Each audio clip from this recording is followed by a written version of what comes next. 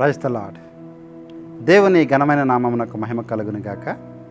ప్రియులారా, ఈ hope for today వాక్య సందేశాలు ప్రతిదినము కూడా మీకు ఆధ్యాత్మిక ప్రయోజనాలను కోర్చాలని, అలాగే మీరు అనుదినము దేవునికి సమీపముగా చేరాలని ప్రార్థనతో లైఫ్ చర్చ్ వైజాగ్ నుండి మీకు అందిస్తూ ఉన్నాం. నేటి ఈ సందేశంలోనికి స్వాగతం.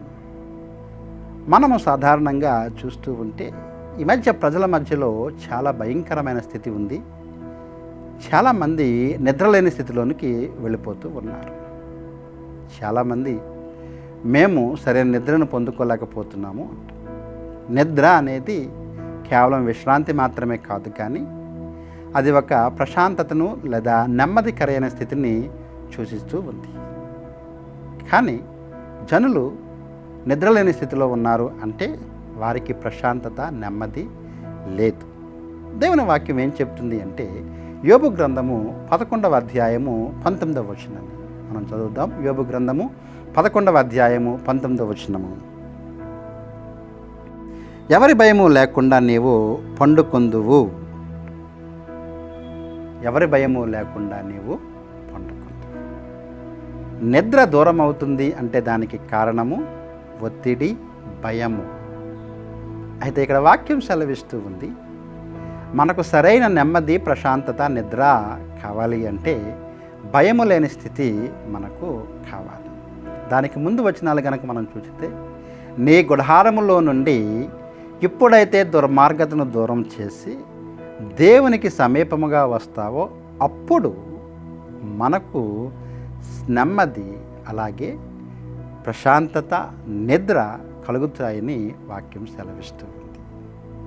ఎప్పుడు మనం భయంలోనికి వెళతాము అంటే, ఎప్పుడైతే దేవునికి దూరంగా ఉండి మనలో దూరం చేసుకోవలసిన వాటిని వేటో దూరం చేసుకొనక దేవునికి దూరమైన సమయంలోనే మనకు సరిగా విశ్రాంతి, నెమ్మది లేదా నిద్ర అనేది ఉండదు. దానికోసం ప్రత్యామ్నాయంగా చాలా పద్ధతులు వారు ఎదుర్కొంటూ ఉన్నారు. చాలామంది రకరకాల పదార్థాలను వారు తీసుకుంటూ ఉన్నారు నిద్ర పొందాలి అని చెప్పి. చాలామంది ఇతర కార్యాలను కూడా ఎంచుకుంటూ ఉన్నారు. కానీ వేటి ద్వారా కూడా నెమ్మది అనేది వారికి లభించటం లేదు. అయితే నెమ్మది, ప్రశాంతత అనేది ఎప్పుడు వస్తుంది అంటే, ఎప్పుడైతే మనము దేవుణ్ణి ఆశ్రయిస్తాము.